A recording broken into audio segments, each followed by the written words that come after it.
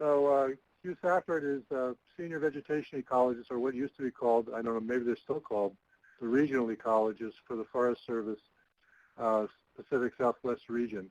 He's also on the research faculty at UC Davis.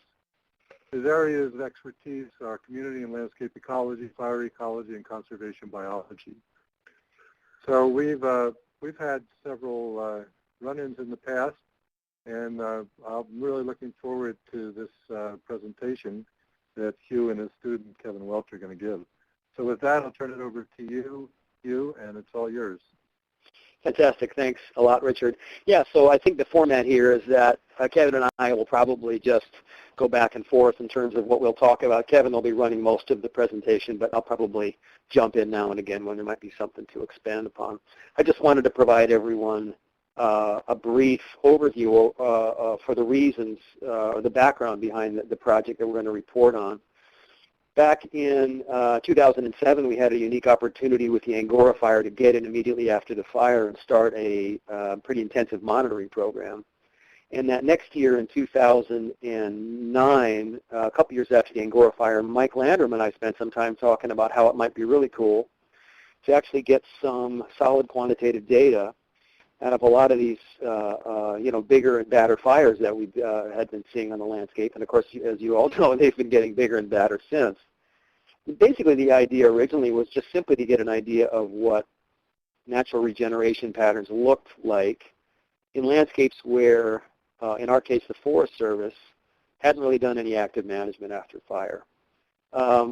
And then we expanded it. We kind of started with some purely silvicultural ends, and of course we brought in the ecology program, and we ended up with a whole lot of ecological issues or questions that we wanted to ask as well. And so that thing has been going on for about 4 years. We ran out of money this year to continue it. I'm not sure whether or not we'll be able to continue it in the future, but Kevin Welch is a graduate student working with Truman Young and myself at UC Davis, and he'll be coming up here in just a second.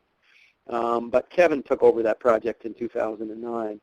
And what we'll be doing today is simply providing you mostly graphical results of what we found over the course of the 4 years. We have a lot more data than we're going to present on, by the way. We're focused here mostly in yellow pine and mixed conifer types of forests, and in some cases some fir forests.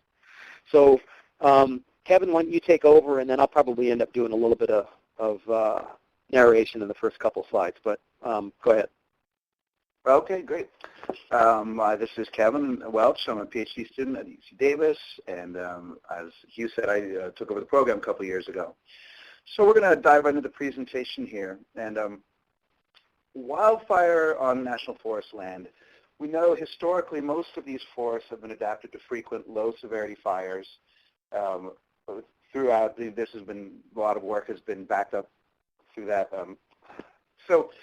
But over the last course of this last century, we've got this densification of the forest. We've got forest species composition kind of infilling with a lot of the shade-tolerant and fire-sensitive ABs, a lot of the firs, and some of the pines have suffered as a result.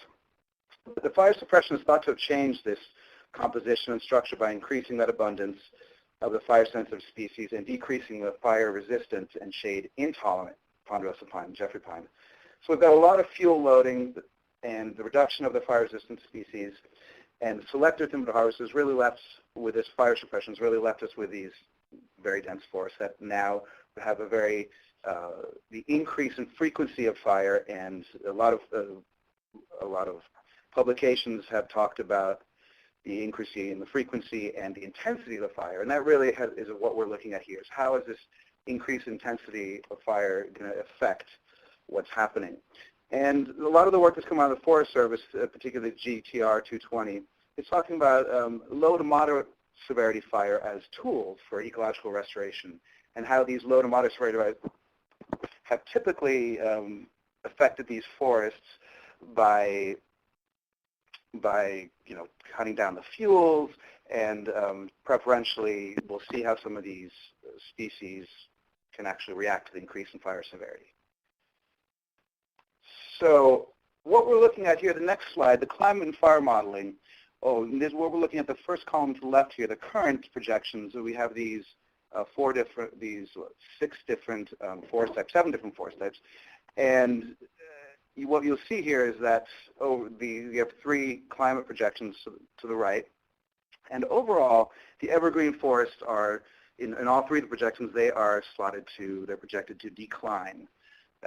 And as the subalpine forest as well as the evergreen conifer forest will decline. We are expecting an increase in shrublands and grasslands and some of the mixed woodlands for some of these climate change scenarios. So we're going to touch on this later, but I just wanted to make the point here that we've already got some signals that this evergreen conifer forest may be in trouble over the next 30, 40 years, and we'll kind of see how that plays out with fire acting as the disturbance regime. So some of the questions that we're really looking at is, how is fire severity related to tree regeneration? What is this increase in fire severity really going to affect the species composition? And in doing that, how will it affect the future forest resilience? Forests are resilient based on the species composition they have, and as we know, some species are more resistant to fires than others, and how will that kind of feedback loop be emphasized through time? And then we're generally looking at what are the factors that really drive these regeneration. What are the physiographic factors, light, moisture, competition for space. We're trying to get at what are these things. Can we quantify some of these factors in the environment? And the whole idea is to really figure out where do we want to reforest. Given that restoration funds are scarce and we can't just plant everywhere, as you foresters well know, what we really want to do is develop models that we can predict where regeneration might be so that we can decide where, really prioritize those funds. And in other words, if our model and all this data is able to say, like, hey, you don't really need to get these areas that are within 400 meters of a seed wall and on less than 30% slope, we'd expect a certain amount of regeneration success. Maybe those are areas that we don't need to replant. So it's really a matter of prioritizing scarce restoration funds. And then how is forest succession affected? Really, do we have this traditional succession going from piney species to grass species to low woodlands to, as the mature forest comes through? Or are we going to get some of these post-fire environments stuck in kind of a cycle of shrub fields? And we're going to look at some of that. So kind of the trajectories of succession.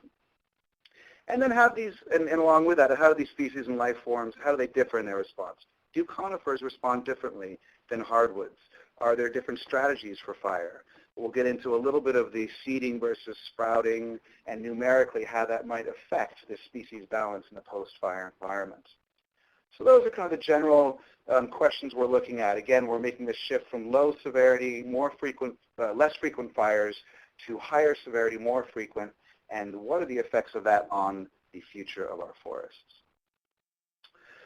So this right here is this is our conifer species kind of interest here. What we did is, though there are several other conifers, we took basically of all the fires, we took the top 8, or top 7 species here, white fir, red fir, incense cedar, Doug fir, and then the pines. And what we did here is group these into 3 species groups. You go all the way to the right on this, and you'll see there's 3 species groups. One is called the Abies group, and it does include incense cedar. The reason why we want to include incense cedar is you'll look at the main part of this slide here is to look at these columns, ecological tolerances. And I apologize for the low resolution. That was a problem on my end, not on Richard's end here. But I think you can still make everything out. The ecological tolerances, we group these species by their ecological tolerances. So if you look at the shade tolerance, that's kind of the most important grouping we're making here. The white fir, red fir, and incense cedar are all shade tolerant, and so that they grow very well in dense canopy covers. Douglas fir is known for its intermediate shade tolerance, and then the pines are known as basically shade intolerant. So for the rest of this presentation, I talk about the Abies group, the Pismi group, and the Pinus group, and just keep in mind that the Abies group does include incense cedar. We're probably going to rename these groups, but for now, this presentation, we're sticking with that format. And you'll notice that the groups also have similar drought tolerances and similar fire tolerances, and that's very important. This combination of shade tolerance and fire resistant. That's really what we're going to be looking at in these three groups here. And also just one final note here is we'll take a look at the seed weight. You'll notice that the pines, by and large, are quite a bit heavier than either the firs, the infant cedar, or the Doug fir. And that's going to come up later on when we start to talk about seed dispersal and seed trees. And so there's a combination here of the pinus being shade intolerant, fire resistant, but also having heavier seeds. That's kind of the backdrop of the conifers as we go forward here. So our general methodology that we utilized here was that we spatially quantified natural regeneration patterns and really looking at the low to mid elevation fires. We didn't get up into alpine and subalpine zones, mostly because there aren't fires that we are tracking up there for regeneration. The Forest Service doesn't respond to those fires up there. They tend to be wildfires. So we're dealing mostly with the low and mid elevation fires. And most of our fires were 5 years after the fire. Our protocol basically was looking at, we'd go 5 years after the fire and pick up the fires that happened 5 years earlier. So in 2009, we did 3 fires that burned in 2004. 2010, we did the 2005 fires, and so on. There were a couple fires that were outside of that time frame. One in particular was the Pendola, and that was in 1999. So that's about a 12-year-old fire, giving us a little bit longer trajectory of what the forest succession might look like. Of course, it is in all of these fires are in they're in different forest types, elevations, and even different sides of this area. So you can't always compare them readily like that. But the point is that we use a rapid assessment protocol. These plots we'll talk about them in a minute, but they're basically would take anywhere from 20 to 40 minutes, depending on the terrain, to put in these plots. And the idea was that we put in a lot of these plots spread all across the landscape, all across different fires, so that we can get this quantity and get statistical analysis power, really. And we also wanted to inventory species-specific natural regeneration rates. So that was really key, was to be able to identify each species. We also aged them and measured the tallest of each and growth rates and everything. So we really tried to get a big range of environmental variables, and we tried to do it across gradients of topography and fire severity. So these plots, we would pick them to make sure they had a range of orientation, slopes, and fire severities.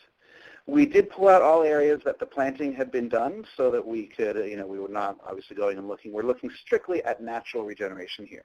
So if there happened to be in one of the plots, sometimes a planted conifer would appear, we would actually remove that from the analysis. And the point was to focus on areas that could have been planted but were not, so that we can see how those might be responding to just natural regeneration. So this is kind of the beginning of this process. We would basically the remote sensing lab. Let's see here. So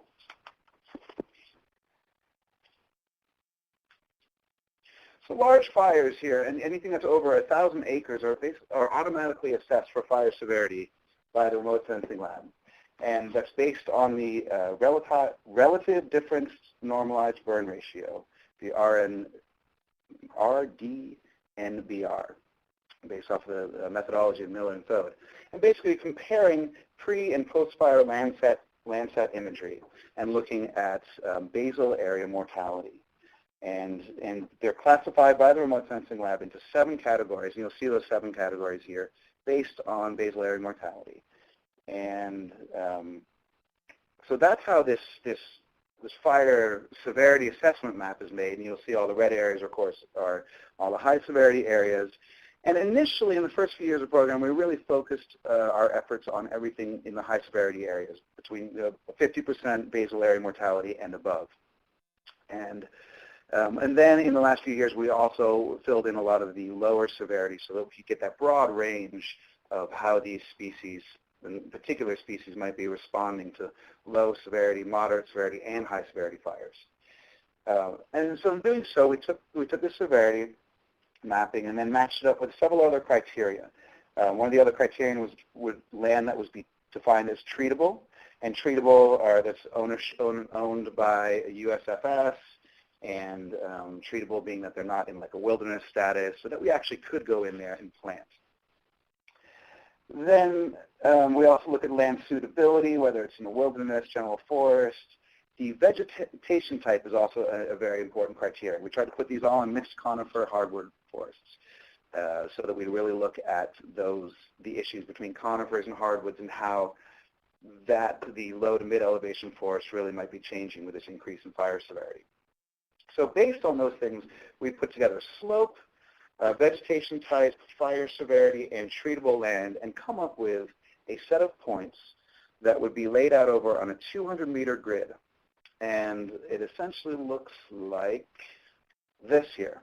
So this is that same fire. This is the Bassett's fire, burned in 2006, had some high severity areas. This was the Bassett's was a high altitude fire, one of the higher fires we had. So it actually didn't really have any hardwoods in it. It was all conifers.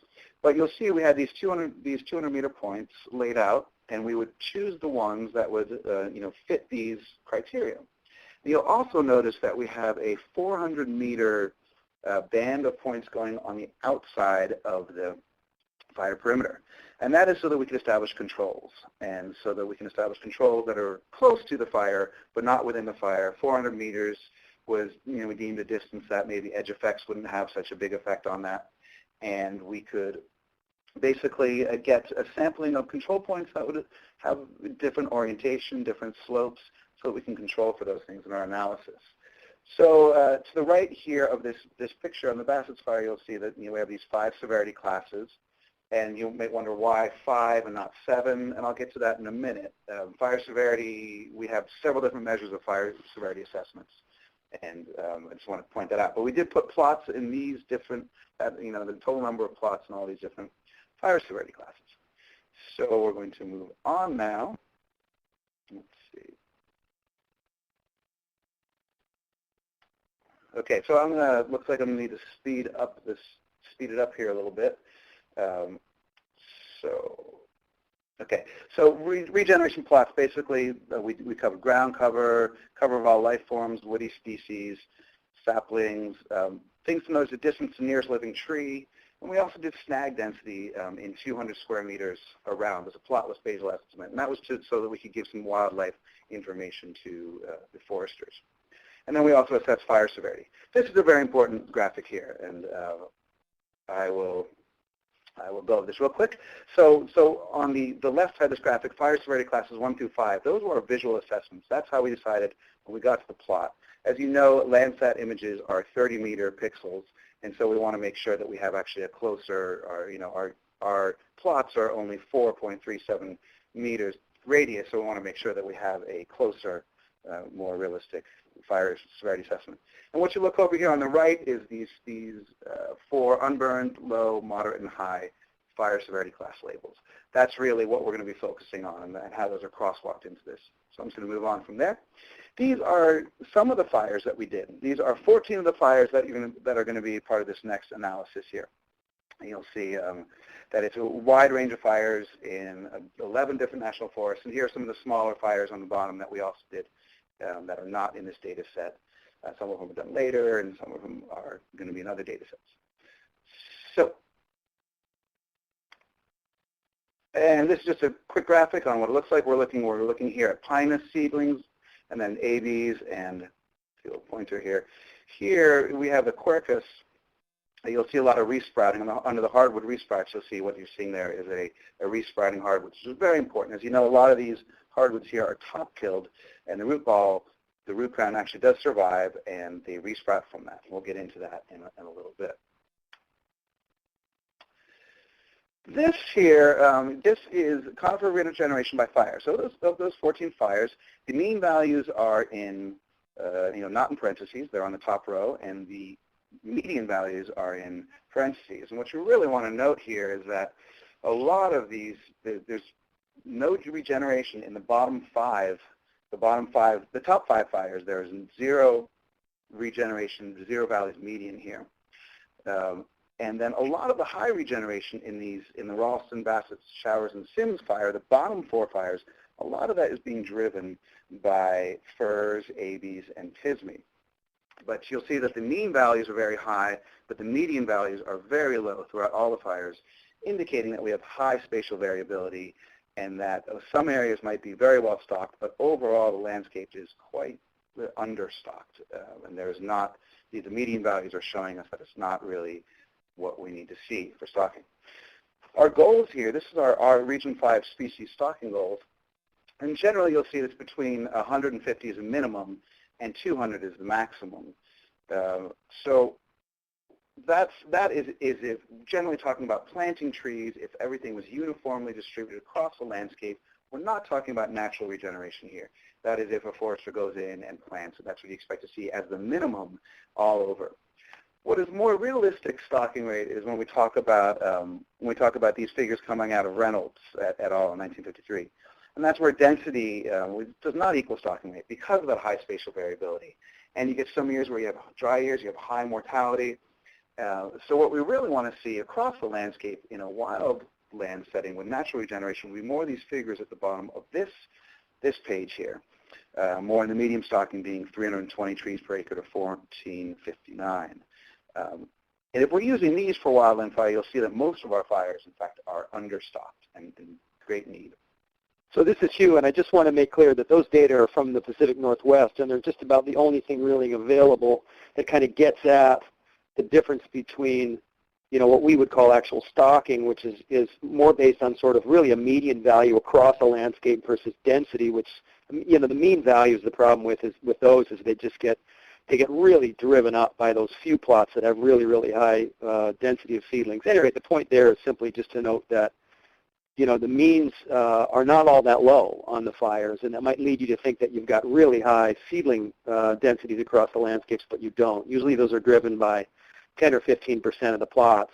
Whereas I think, what were you saying, Kevin? I think something like 45 to 50% of all the plots we sampled actually had no regeneration at all, right, in all those fires. That's right. 44% had no regeneration at all in the fires. Cool. And 71% of those are in high severity plots. So that's So we had 1,490 plots total in those 14 fires, and 658 of those had no regeneration at all. So that's really telling. And I think your point being that if you look at the mean values, it looks like we're stocked. Look at the medians, looks like we're not. So onward here. So that now we're going to look at some graphs. This is all the fires, and we're looking here at conifers in red and hardwoods in blue. This is just seedlings. We are not considering hardwood resprouts yet. We'll get back to that later. But as you can see in this, the conifers numerically seem to be denser across all fires than the hardwoods.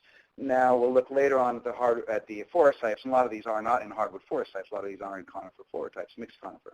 But this is just an interesting graphic to see how, in fact, this shape, this unimodal hump shape, is quite common in a lot of the fires of the conifers, where you get they have low regeneration success in unburned plots, and then they increased through low and moderate severity, but then everything is really hammered between moderate and high severity across all species.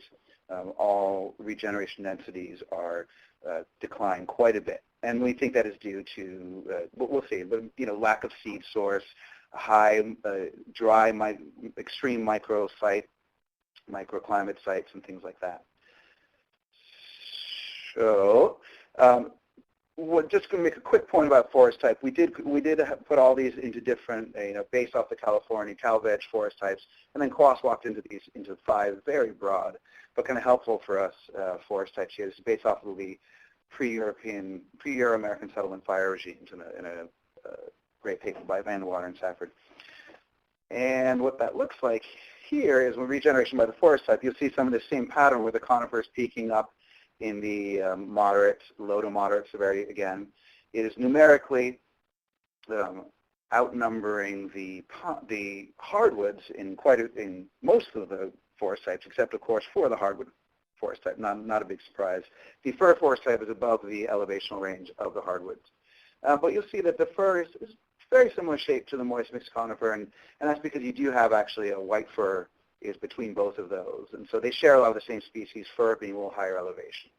I don't want to spend too much time on that, but it is important to differentiate the effect of forest type on regeneration success.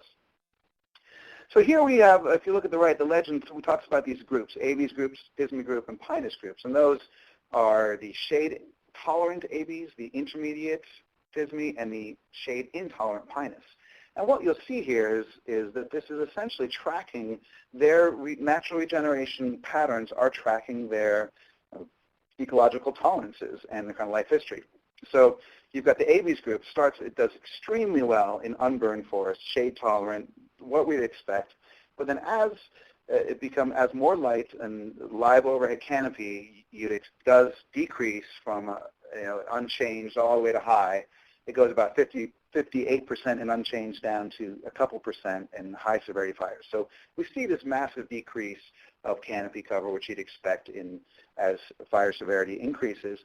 And then you have the ABs group, which does again include incense cedar, decreases.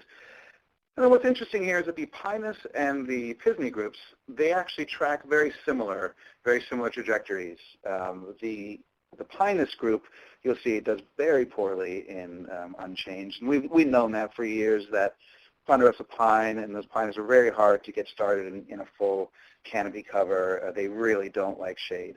And that's reflected here. And in fact, it's not until we get into moderate severity fire where we get some of the more of these light resources freed up that Pinus begins to really do well. And of course, they all do poorly. They all get hammered by high severity fires. And that, again, is most likely due to seed source, extreme microclimatic conditions, and those things. So, well, and then the other thing, too, is that in those conditions longer term, and we'll show these data, of course, but you've also got a really strong shrub response in those high severity plots as well. But yeah, we'll show that later on. No, absolutely. Shrubs are a huge part of this. And here's, again, it's just looking at, again, for overall, for conifer regeneration, these different groups in the forest types. The ABs, not surprisingly, ABs does extremely well in the fir high elevation. Pismi, the Doug fir, is doing very well in the moist mixed.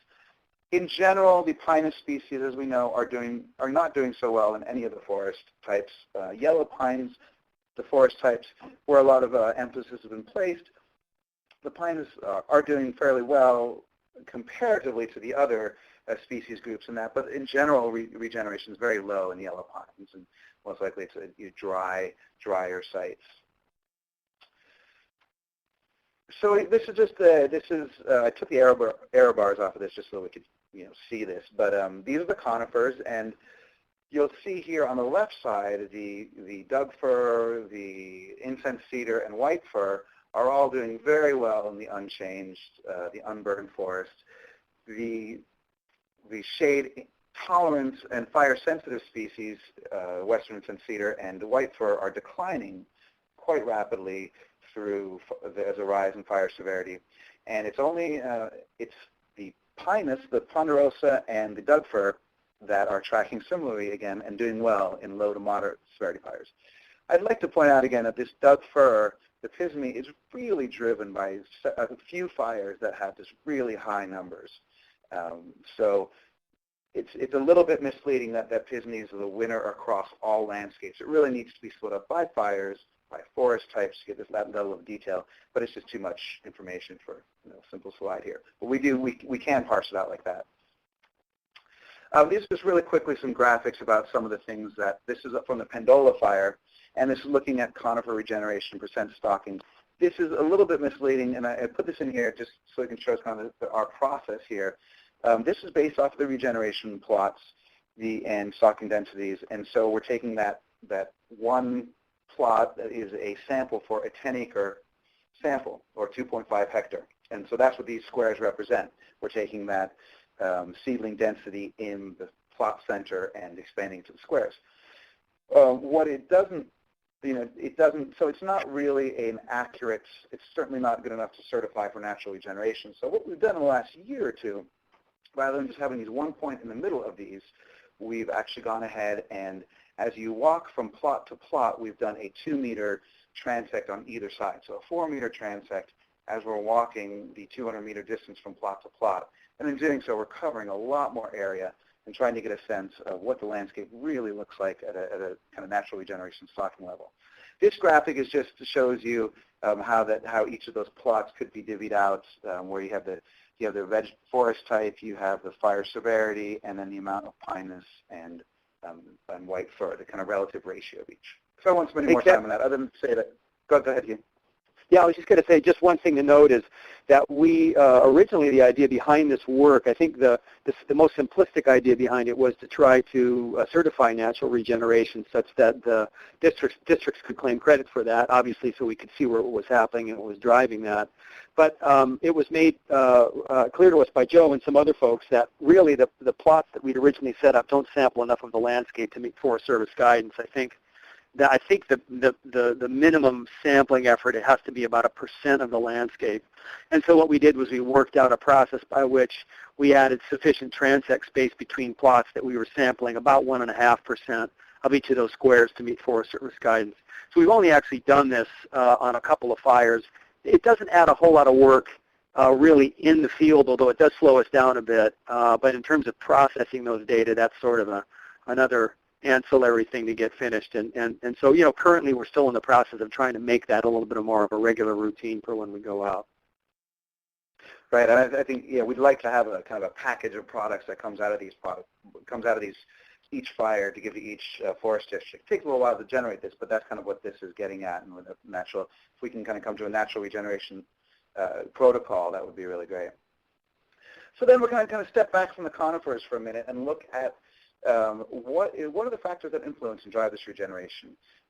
So we measured 33 variables, all site variables, and then what I did is I did a classification regression tree to basically try to take those predictor variables and find out which ones were most important. I ran it for conifers as a whole and then each of the species groups, and came up with 13 variables that were the most pertinent to conifer regeneration and kind of were responsible for the most variation in the regression tree. And then I put that into a hurdle model.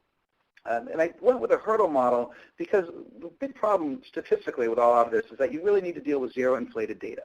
A lot of this data, like I said, 44% of the plots had no regeneration, so you get a statistical nightmare.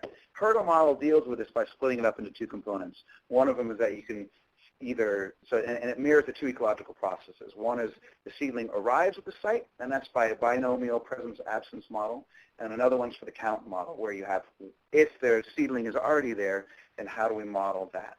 And that kind of way it splits out that zero inflated data. And I won't get into more detail on that, but it's a very interesting process, and I think that we can handle the zero inflated data most accurately. These are kind of the top variables that came out of those models. Distance to seed tree, not a big surprise, annual precip, elevation.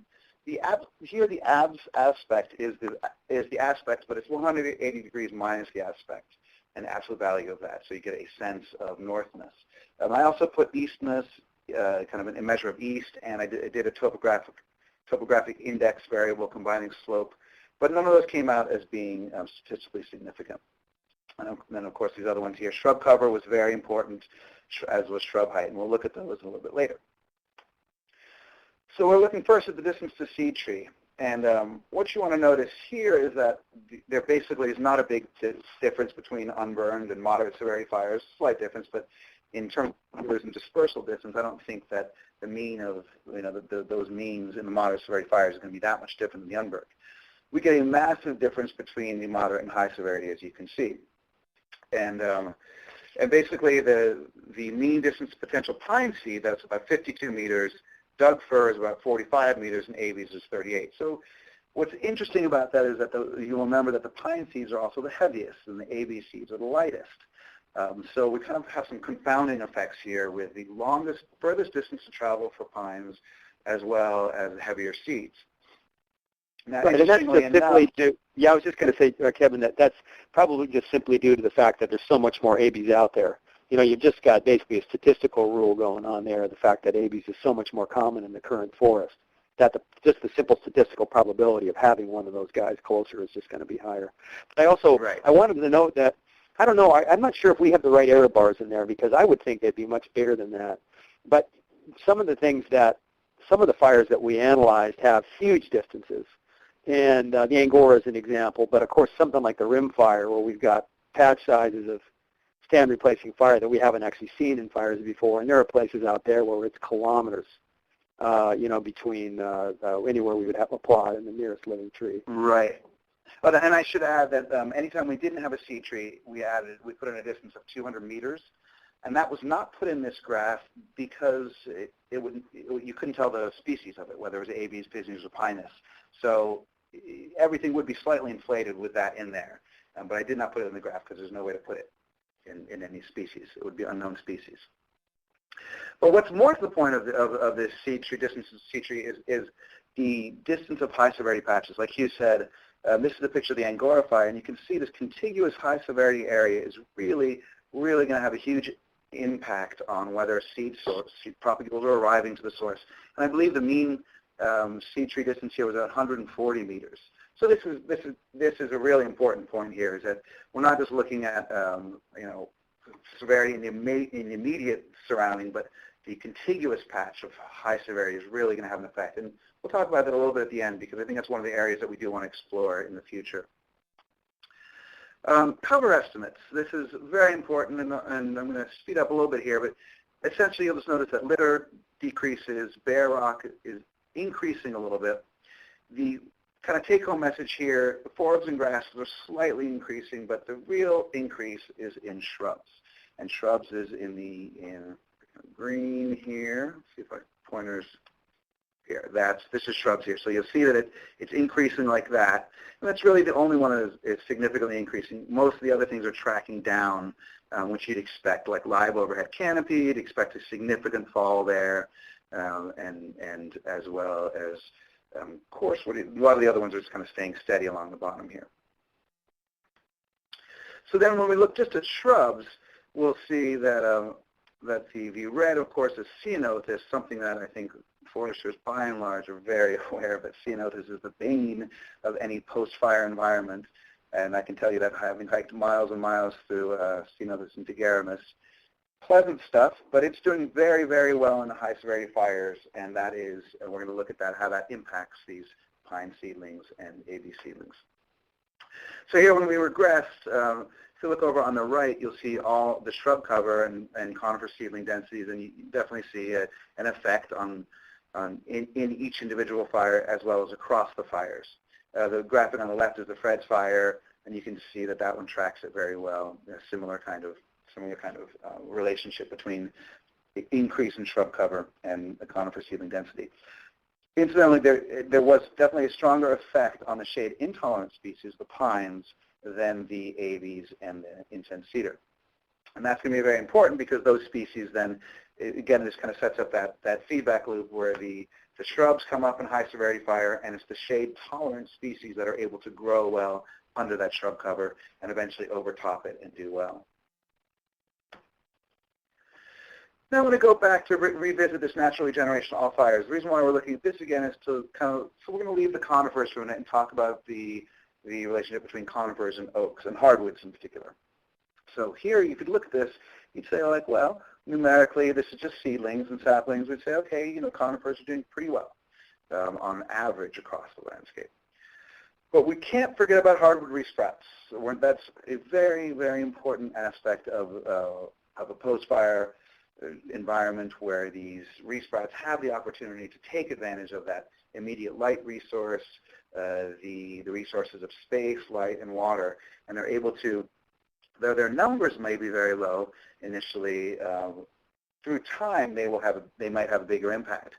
On some of the fires, this is all the fires, so the signal is not as strong on this, but on some of the individual fires, when you would actually add hardwood seedlings with hardwood resprouts, numerically they can even outnumber conifer seedlings in some fires. That's not the case with this. When we put all the fires together, numerically conifers are still more, but that kind of hides another story, and that's this one right here.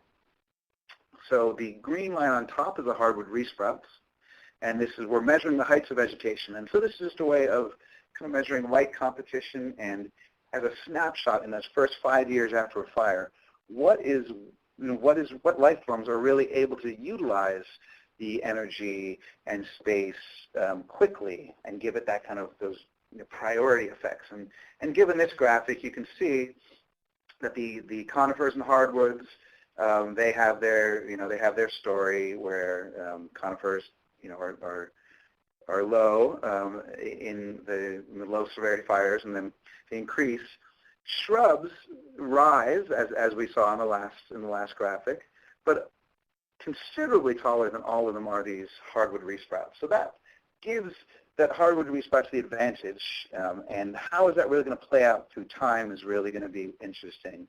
10, 15 years from now, how will this affect the species composition, and will there be issues of competition with conifers? So, Kevin, one thing to note here is that that in the Pendola fire, this is actually not 5 years after fire. This is like 11 or 12 years after fire.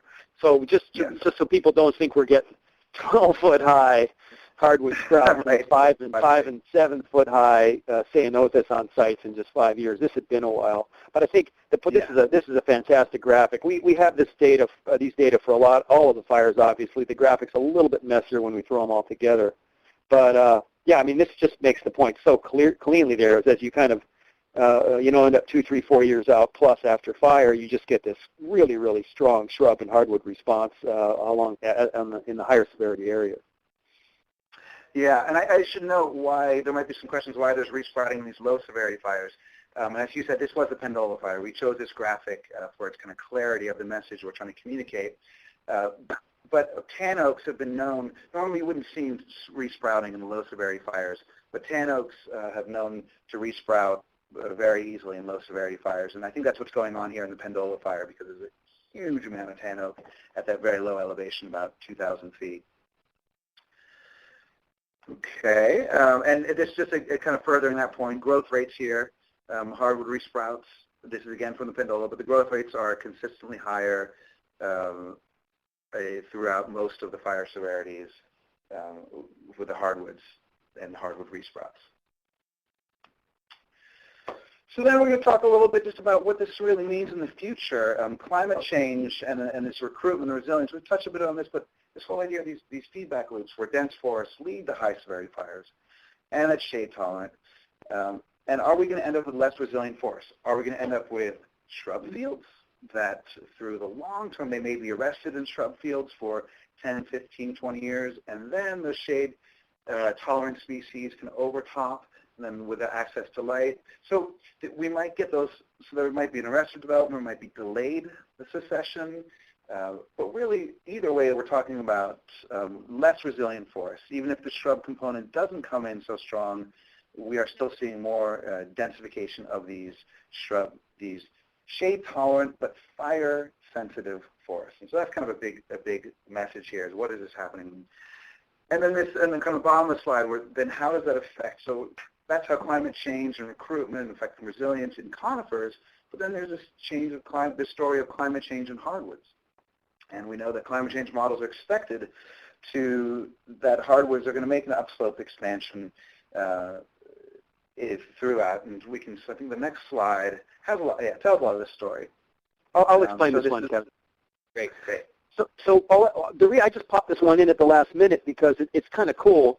The graphic that Kevin was talking about, I think maybe the third slide or so, which showed some of the climate modeling outcomes of some of the work that Ron Nielsen and Jim Linehan and others have been doing up in Oregon State. It suggests that, particularly under scenarios that have, precipitation being somewhat similar today, and actually the trend over the last 100 years has been largely for increased precipitation over a lot of the northern, certainly the northern and central Sierra Nevada. But when you maintain steady precip, raise temperatures a little bit, increase nitrogen inputs from human sources, and increase the amount of fire on landscape, you're essentially setting the stage for a situation in which hardwoods can be really, really competitive. So their model suggested under almost any of the climate change scenarios they threw into the model that hardwoods were going to be doing really well in the future, and to an extent at the expense of conifers. And so the interesting thing is, we're seeing that kind of thing happening in recent fires.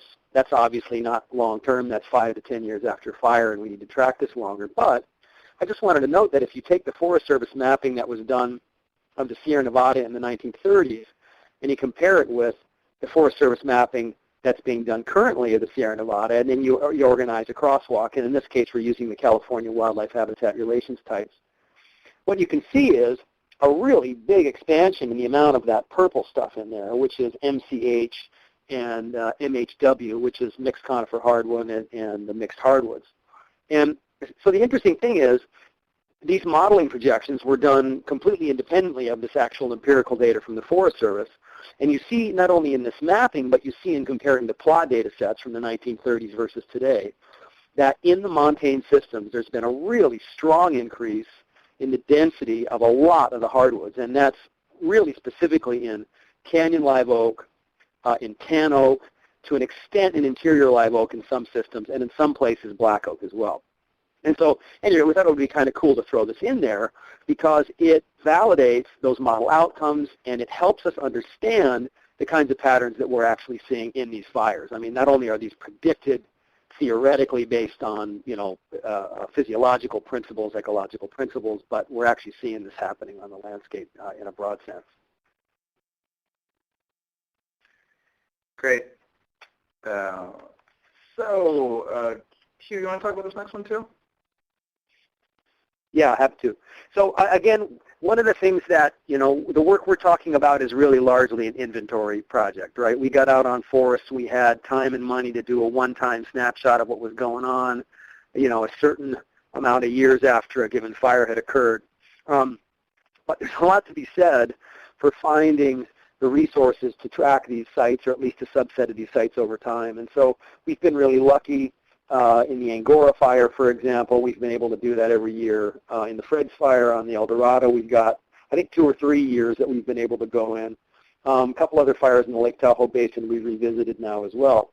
And I just wanted to note that, as you guys all know, there's really strong interannual variability that goes on here. What this is a graphic using that same 6-step scale of fire severity for the same plots we sampled in the Angora 1 year after fire, 2 years, 3 years, and 4 years after fire. I'm sorry I didn't have room to fit the 5-year after fire graphic. But the point I wanted to make here is you've got much higher variability in the high severity plots up there in 4 and 5. And this is a log scale on the left. So you can see, first of all, that there's a lot lower survival of natural seedlings in these high severity plots, but that some years all of a sudden they'll go up, other years they'll drop. And so you've got really severe effects of microclimate in these places. In other words, when it gets really dry, those sites get crazy dry. We've got really strong shrub competition by 2010, 2011. Most of these sites have got 60 to 100% shrub cover as well. And on the Angora, you had a lot of places that were, 200, 300, 400 meters away from the nearest seed tree. Anyway, just something to note that this is the kind of thing where we can learn a lot more about these systems when we can actually monitor out over time. Thanks, Kev.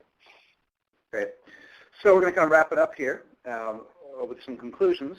And that's generally unimodal relationship between fire severity and regen rates, peak and low to moderate severity fires, and declining. Again, they all decline, and it's really they all decline on high severity fires due to seed source, shrub competition, and extreme microclimates, and because of that drying out and no overhead canopy and things like that. In most fires, high severity plots had low seedling densities, even lower than no fires. Pine species have the lowest densities overall, but they're better represented as a proportion in the moderate and high severity fires, meaning that because they are the fire resistant and the ABs and the Pismi do not do so well in the high severity green at all, proportionally pines actually, if we want to bring more of them about, we would emphasize moderate and high severity areas, as proportionally they can have a little bit more regeneration success there. Only 4 of the fires had median seedling densities above the 200 trees, and 5 had medians of 0. So we're really, really understocked, basically, in a lot of these fires. Shrub and hardwood competition for light and resources is much higher in moderate and high severity, and the effects are stronger on pines. We show that with some of our regressions. And low severity and frequent fire are ideal for perpetuating stands dominated by shade and drought-tolerant species. So that we want to emphasize that. And few stands are dominated by pines and fire. However, few stands these days are dominated by pines and fire is nearly non-existent. Moderate severity fires may be best prescription for balancing regeneration among shade tolerance groups and unplanted stands. That's this idea that we can actually target, instead of just targeting low severity fires, we might target a little bit more of those moderate severity fires to bring about the pine balance. And then we really want to look at this fire patch size, the distance to seed tree, as an important factor. A lot of studies have come out about that, but we're really trying to quantify this and see if we can track it to species-specific trends. And the hardwoods are doing well. Resprouting is the highest canopy layer on most of our sites. Just a quick note about how we might use this data, some of these spatially explicit regeneration trends, and really want to put together a model to predict where regeneration would be and even go out and field test it so that we can take all this information in a GIS and basically be able to look at the whole landscape and figure out where we'd expect to see what kind of seedling densities, even to a species level, if that's possible. And that will facilitate decisions about where to replant and where do we not need to plant, because natural regeneration is taking care of it all. And then finally, ongoing future direction is this whole spatial. One of the big things we really want to add to this is the spatial element, so that we have all this data, but now we want to really combine it as spatial components so we can work out this seed tree factor. And also, if we get these, if you remember the picture from the Angora fire, the size of the high severity patches, the contiguous high severity patches, is very important. It can, and that's, we want to be able to basically lend some spatial analysis to this whole question. And then the second thing that we're going to really look into is these interannual climate variabilities. We know that's so important. We did age every species. We aged all the trees, all the seedlings. So my next plan is to take all of the years of heavy pulses of regeneration and match them to local climate stations. And actually, we're well into that process already. And we're hoping what that'll do is we'll be able to pull out some of the climate signals that, okay, a wet year in this forest type led to this amount of regeneration success of these species, and so on, and how the climate signals in fact drive regeneration, because we know that's very important, but we don't really have any way of getting at that. So this will be a really important data set for that. And there are the acknowledgments. Hugh, do you have any other things you want to add? Well, you guys, No, I don't think so. I think that we're ready for questions.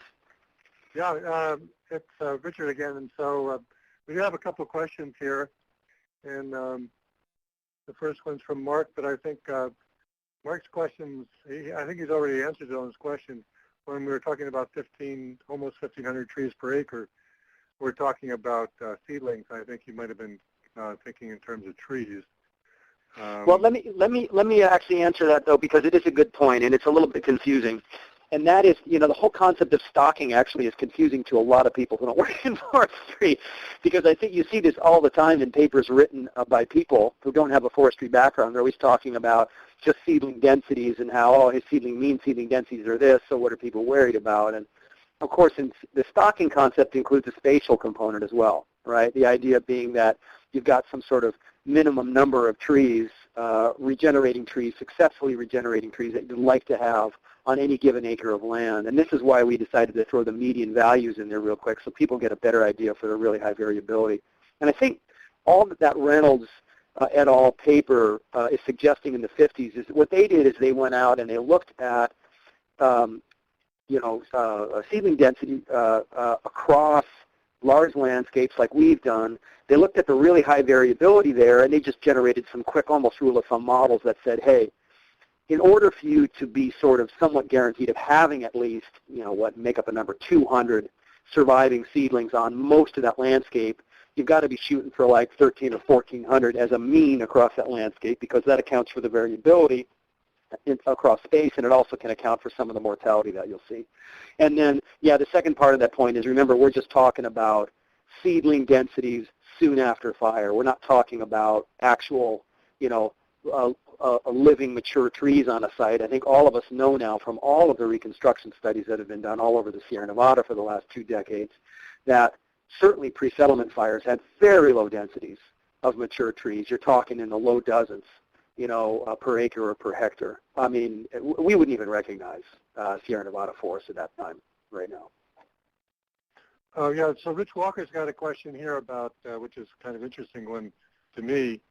High recruitment and lower severity fires lead to overstocking of shade-tolerant species. What's your prognosis for those lower severity areas? So Kev, I'll take a shot at this one first. Yeah, so here's where the whole process issue comes in from fire, right? So if fire is going to be always an infrequent occurrence in these systems under human management, then the answer to that question is largely yes.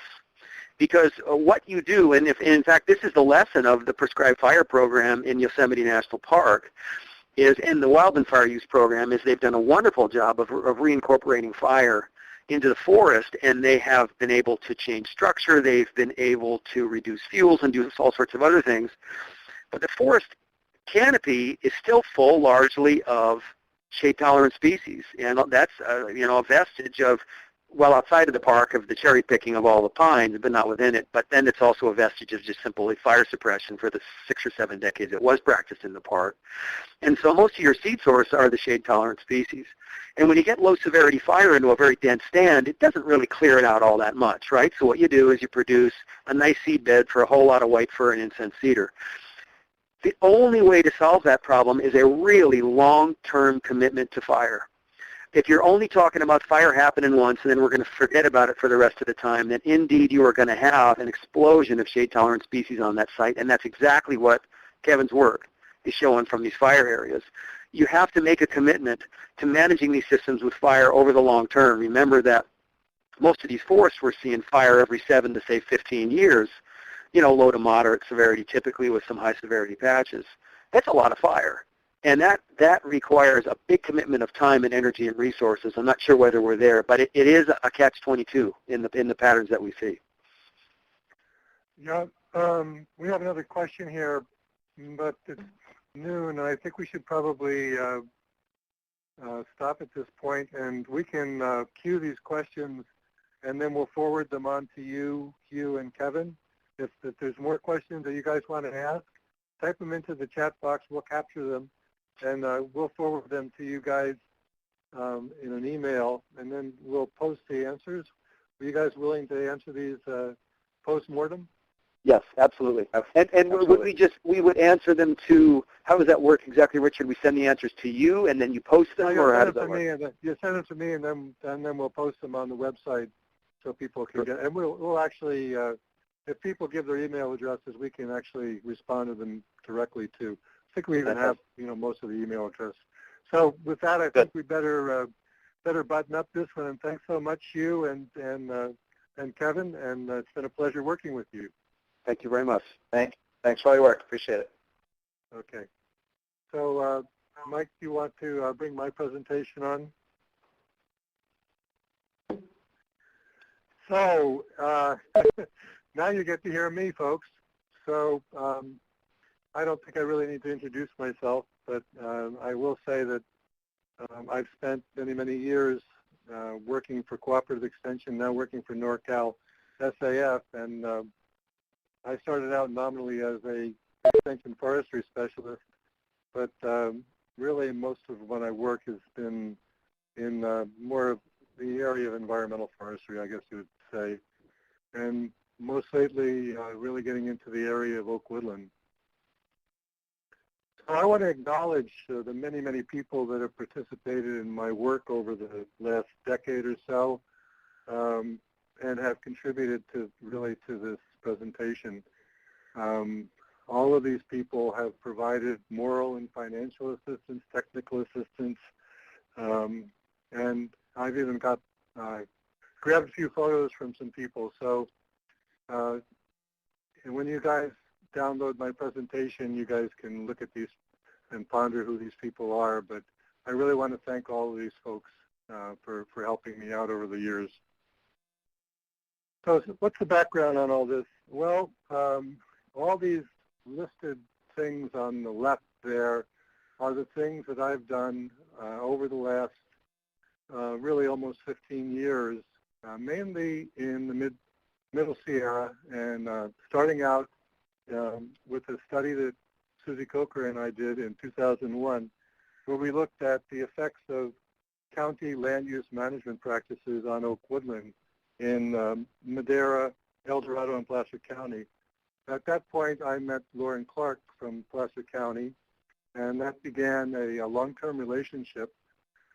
Lauren has been preparing a NCCP, HCP, the Placer County Conservation Plan, and I've contributed to that plan over the past 5 years or so, initially doing some work on CEQA analysis for development impacts on oak woodland and then wildfire management. On the bottom right, you'll see some white screens overlain on an air photo. That's work that we did to estimate the so-called development footprint of rural residential development, the development footprint being a basis for estimating the impacts of development in the oak woodlands in Placer County, and from that estimating take. From there, we went into oak woodland restoration. Would that have a role in the Placer County Conservation Plan?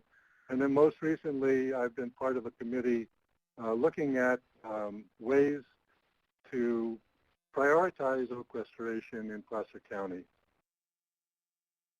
So why restoration? Why are we worried about this? I mean, from what you're saying, the oaks are doing fine, and they're likely to do better in the future. Well, that's not truly the case in some of the oaks. So we have ongoing impacts from development, wildfire. We have impaired regeneration. We have insects and disease affecting oaks. Community succession is an interesting thing. I just went to a Board of Forestry meeting where they were talking about the overtopping of Gary oak woodlands in the north coast by conifers and the loss of that species. So thousands of acres are lost to these causes every year. FRAP, the Forest Resource Assessment Program of CAL FIRE, in the 2010 assessment estimated that more than 700,000 acres of oak woodland would be at risk from development in the Sierra Nevada and the Southern California. Wildfires affecting oak woodland in Placer County are shown in this graphic. Major losses occurred in Southern California, the Cedar Fire, and all those other fires in San Diego County and elsewhere, and in the Sierra foothills. We've got existing and newly introduced pathogens and insects. Of course, we're all familiar with sudden oak disease, sudden oak, SOD. I'm not even sure what the D stands for anymore. But we also have things like the gold-spotted oak borer, which affected San Diego County, but it's not confined there in terms of susceptibility of the species. So the species that are susceptible include coast live oak, canyon live oak, and California black oak. And should that gold-spotted oak borer escape from Southern California and get into those other regions, then those species could be affected by it. Dave Passavai is asking me to define what loss means with regard to fire. Well, loss can range from outright mortality to temporary setbacks where a species might come back from sprouting, but loss is a relative term. Some other causes of losses: impaired regeneration of blue oak and other oak species is pretty well documented. The Gary oak situation